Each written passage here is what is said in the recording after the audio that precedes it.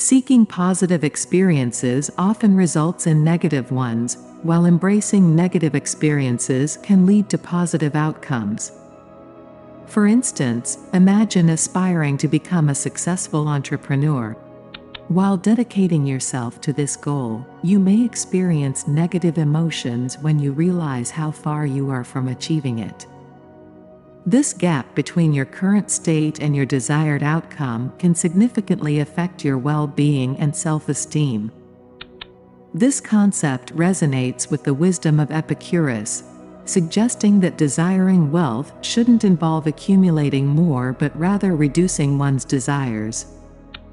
The idea, known as the backward law, challenges the conventional belief that hard work always leads to success and happiness. It proposes that excessive striving can sometimes backfire, causing more negative outcomes than before. This philosophy urges us to find a balance and recognize when striving excessively becomes counterproductive. Alan Watts, an English writer, philosopher, and speaker, is recognized for propagating Eastern philosophies, including Buddhism, Taoism, and Advaita Vedanta, to the Western world. His works have been instrumental in bridging the gap between Eastern and Western philosophical traditions, appreciated for their insightful and thought-provoking nature. One of Watts's notable observations is the backward law. Although originating from Taoism or Zen Buddhism, Watts simplified it as the more we try to grasp something, the more elusive it becomes. This law applies to tapping into the energy flow of our efforts and focus. When we stop trying, we often attain what we want. The idea of the backward law reminds us to think beyond superficial goals and consider what we truly want out of life and why we want it. It encourages us to seek deeper meaning and fulfillment rather than merely pursuing worldly achievements. Watts states that we don't know what we truly want because we cannot define it. Thus, the backward law doesn't tell us what we should focus less upon but instead instructs us to direct our energy towards what we genuinely desire. It pushes us to dissect our goals and desires until we reach an understanding of what motivates us. The principle of the backward law aids us in delving deeper into our desires and motivations. It emphasizes the importance of turning our attention inwards and critically examining our innermost desires to gain a better understanding of our true needs. This principle encourages us to question why we want something, what we expect to gain from it, and whether it aligns with our core values and beliefs. By doing so, we can identify any discrepancies between our surface-level desires and our deeper needs, helping us make more informed decisions and lead a more fulfilling life. Firstly, the pursuit of happiness through constant seeking can be counterproductive. It challenges the common belief that happiness is attainable only through achieving specific goals. In fact, this perpetual seeking can lead to lower levels of happiness compared to a state of simply letting go and experiencing happiness without any particular motive. Secondly, anxiety is primarily triggered by our attempts to exert control over our surroundings. This tendency often leads to a disregard for the limitations of our control, and we tend to impose our will on our emotions and external environment. However, by relinquishing control, we can cultivate self-acceptance and move closer towards attaining peace of mind. Thirdly, wealth is deprived when you remind yourself that you want to be rich. The more you try to be wealthy, the poorer you may feel, regardless of how much money you actually have. True wealth is a mental state. Finally, when we shift our focus from chasing love to self-discovery, we create a conducive environment for love to flow towards us. Knowing ourselves and our core values helps us identify the specific type of love that best aligns with our needs and desires. Arthur Schopenhauer, a German philosopher, argued that the human tendency to seek more to satisfy their desires while simultaneously perpetuating those desires is irrational. Schopenhauer believed that humans, like all other entities in the universe, are embodiments of the will to live. As a result, we desire things because of our innate will to live, compelling us to pursue satisfaction through various means.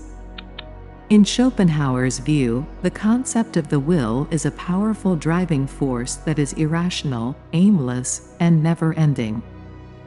This unfettered striving is the cause of all human suffering and cannot be alleviated by the pleasures of the world.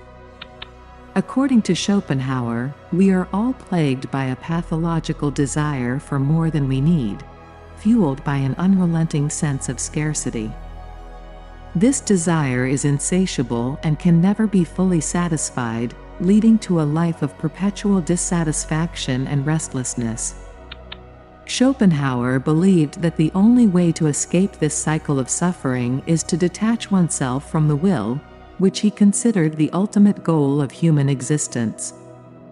The human mind perceives a sense of lack when it believes that the present moment is inadequate or incomplete. This feeling of inadequacy causes individuals to seek comfort in circumstances they believe will provide greater pleasure. However, upon reaching these situations, individuals often find themselves in the same state of dissatisfaction they were trying to escape, according to Schopenhauer. Thus, every keen pleasure is an error and an illusion, for no attained wish can give lasting satisfaction.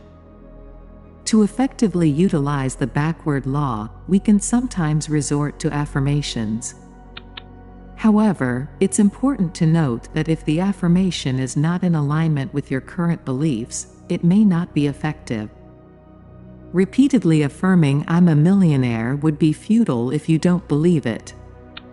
Achieving success at the level of a millionaire entails a profound shift in focus, a departure from the singular fixation on monetary outcomes, and a pivot toward the intricate process that paves the way for such achievements.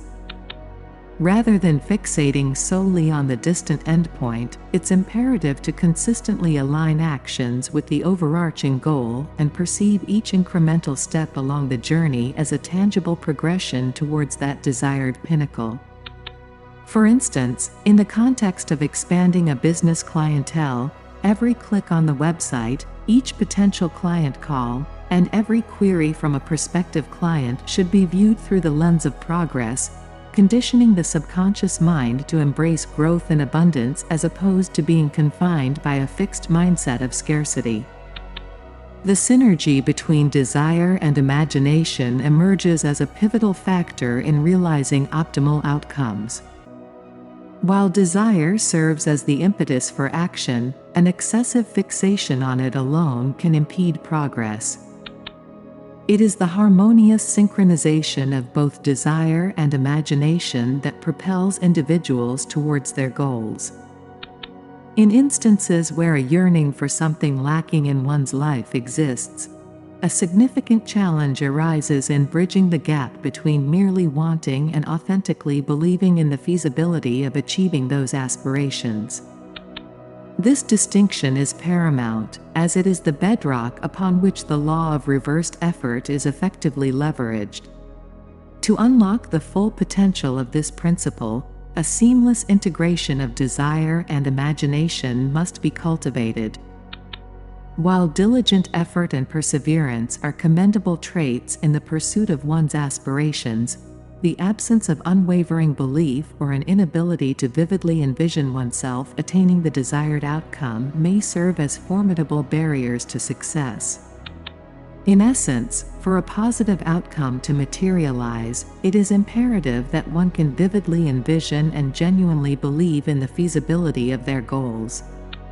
The insights of Napoleon Hill, as expounded in The Power of the Subconscious Mind by Joseph Murphy, underscore the profound influence of the subconscious mind in shaping human behavior and outcomes.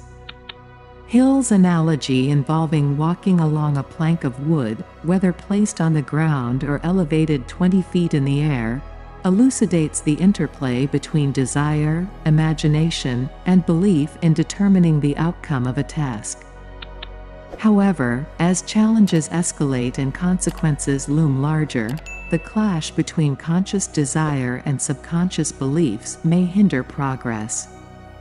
Consequently, achieving a harmonious balance between conscious and subconscious decision-making becomes imperative. This endeavor necessitates a shift in perspective, transforming challenges and obstacles into opportunities for personal growth and learning. By reframing adversities as stepping stones on the path to success, individuals can create the optimal conditions for intuitive and subconscious processes to guide their actions. The attainment of a flow state, characterized by effortless action and heightened performance, hinges upon relinquishing excessive conscious control. Overthinking, a common pitfall, disrupts this state by erecting mental barriers that impede the natural flow of actions.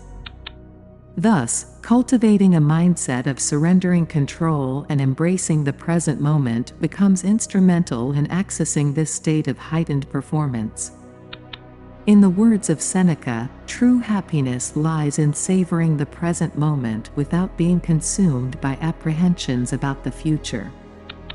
This timeless wisdom underscores the importance of relinquishing the impulse to tightly grasp onto every aspect of life, as such a fixation only serves to elude us further from our desired outcomes.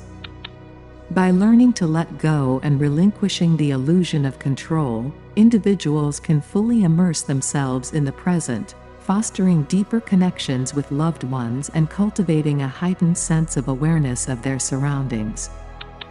Living fully in the present offers a gateway to enhanced self-awareness, a crucial precursor to setting and achieving meaningful goals.